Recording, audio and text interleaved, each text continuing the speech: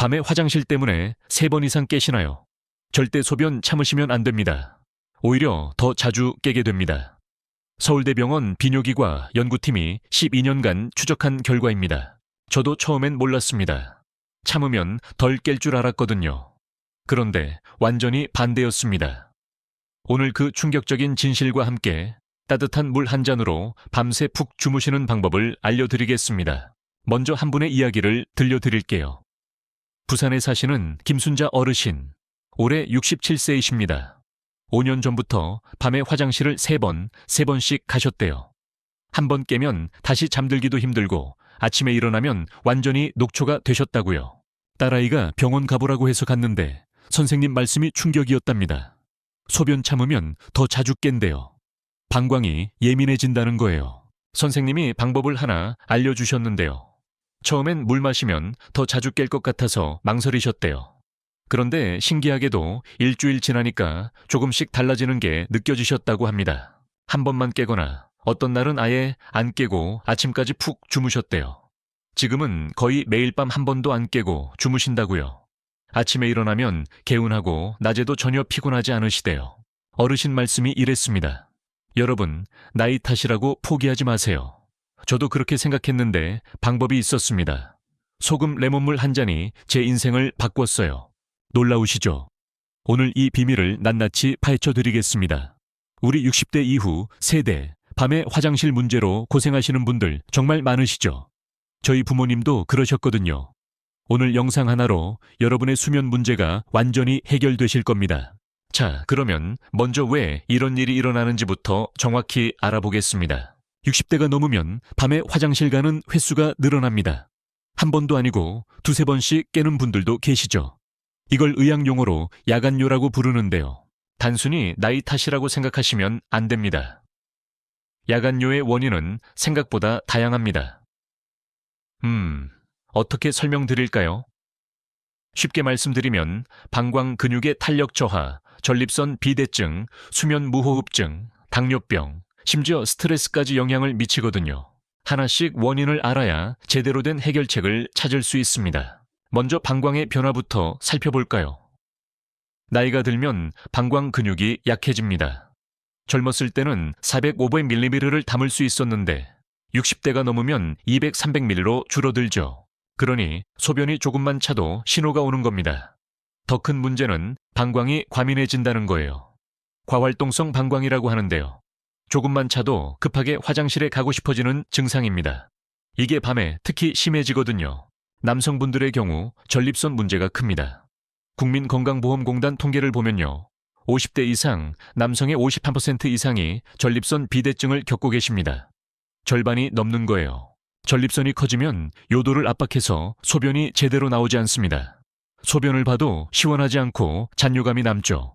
그래서 조금 있다가 또 가야 합니다. 밤에는 이게 더 심해져서 1-2시간마다 깨게 되는 겁니다. 여성분들은 또 다른 문제가 있습니다. 폐경 후 호르몬 변화로 골반 근육이 약해지거든요. 방광과 요도를 지탱하는 힘이 떨어지면서 소변 조절이 어려워집니다. 잠깐, 여기서 중요한 게 있습니다. 수면 무호흡증과의 연관성이에요. 코를 심하게 고시는 분들, 자다가 숨이 멎는 분들 계시죠?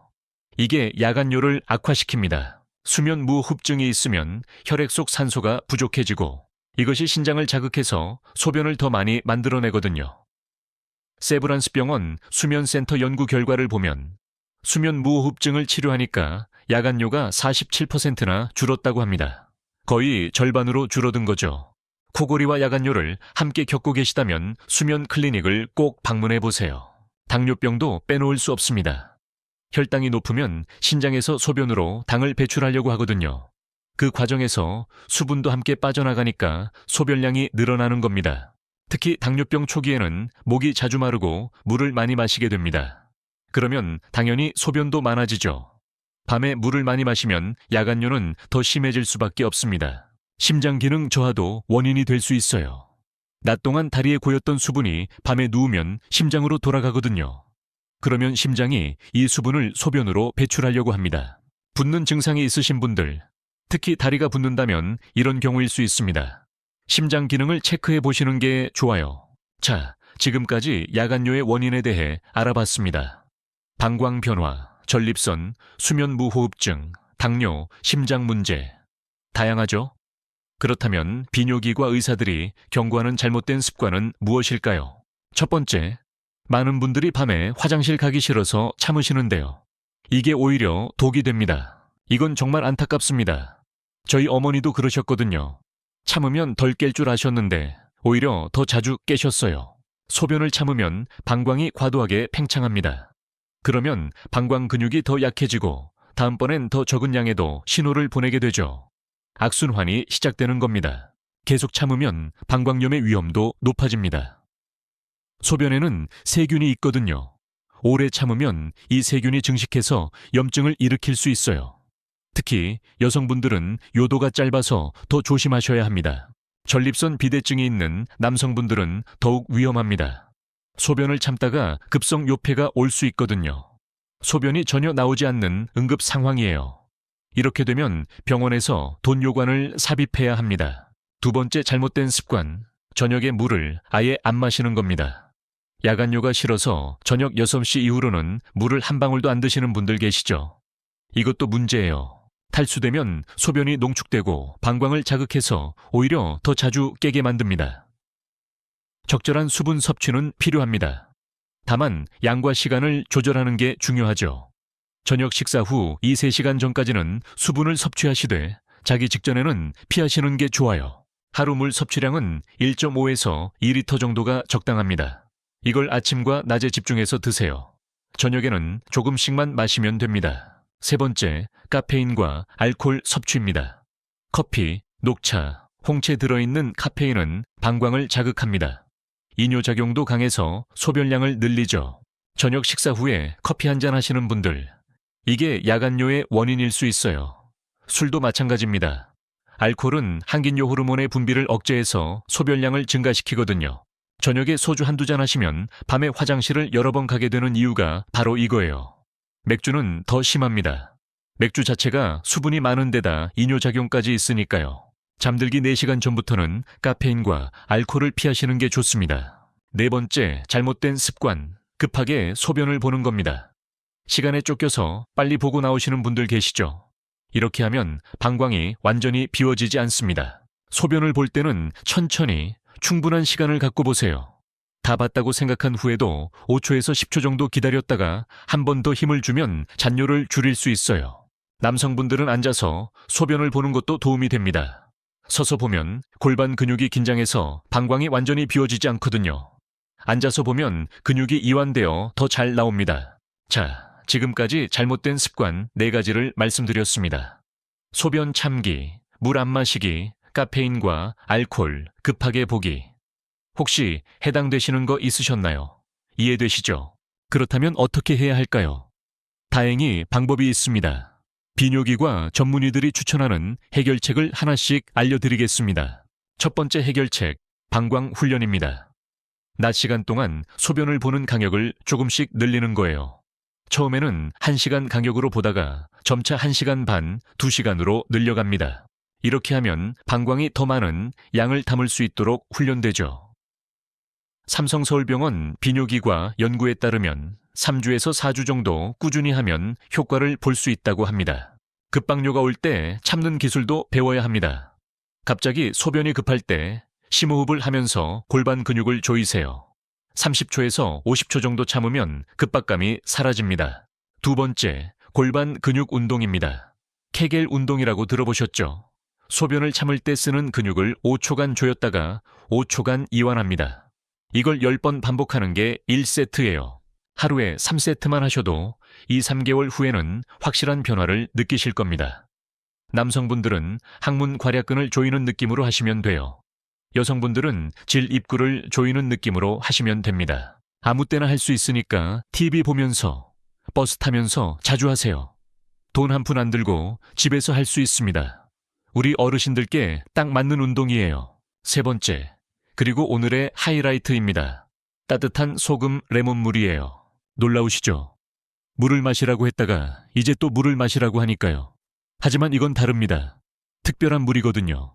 저녁 식사 2시간 후, 자기 2시간 전에 따뜻한 물 200ml 히말라야 핑크솔트 약간과 레몬 반 개의 즙을 넣어 드세요. 이게 깊은 잠을 부르는 마법의 물입니다. 왜 효과가 있을까요? 첫째, 소금의 미네랄이 신경을 안정시킵니다. 마그네슘, 칼륨 같은 미네랄이 스트레스 호르몬을 낮춰주거든요. 긴장이 풀리면 방광도 덜 예민해집니다. 둘째, 레몬의 비타민C가 면역력을 높이고 방광염을 예방합니다. 레몬은 산성이지만 체내에서는 알칼리성으로 작용해서 염증을 줄여주죠. 셋째, 따뜻한 물이 혈액순환을 개선합니다. 천이 올라가면 긴장이 풀리고 잠이 잘 오거든요. 또한 수분이 적절히 공급되어 소변이 농축되는 것도 막아줍니다. 실제로 이 방법을 써보신 분들의 후기를 들어보면요. 처음 일주일은 큰 차이를 못 느끼다가 2주차부터 밤에 깨는 횟수가 확실히 줄었다고 합니다. 한 달 후에는 한 번도 안 깨거나 한 번만 깨는 수준으로 개선됐다고 하시더라고요. 단, 주의할 점이 있습니다. 소금을 너무 많이 넣으면 안 돼요. 손가락 3개로 한 꼬집 정도면 충분합니다. 고혈압이 있으신 분들은 소금 대신 레몬만 넣어도 좋아요. 자, 지금까지 3가지 핵심 해결책을 말씀드렸습니다. 방광 훈련, 골반 근육 운동, 소금 레몬물. 기억하시죠? 다음은 수면 환경 개선입니다. 네 번째 해결책, 침실 온도를 18도에서 20도로 유지하면 깊은 수면에 도움이 됩니다. 너무 더우면 자주 깨거든요. 시원한 환경에서 자면 방광 신호도 덜 민감해집니다. 침대에 들어가기 전에 화장실을 꼭 다녀오세요. 설령 소변이 급하지 않아도 습관처럼 한번 다녀오는 겁니다. 이것만으로도 밤에 깨는 횟수를 줄일 수 있어요. 수면 자세도 중요합니다. 똑바로 누우면 중력 때문에 방광에 압력이 가해져요. 옆으로 누워서 자면 압력이 분산되어 더 편합니다. 다리 사이에 베개를 끼우면 더 좋고요. 5번째, 생활 습관을 조금만 바꿔보세요. 낮 시간 동안 충분히 활동하세요. 30분 이상 걷기 운동을 하면 밤에 더 깊이 잠들 수 있습니다. 운동하면 방광 근육도 강화되고 전체적인 건강도 좋아지죠.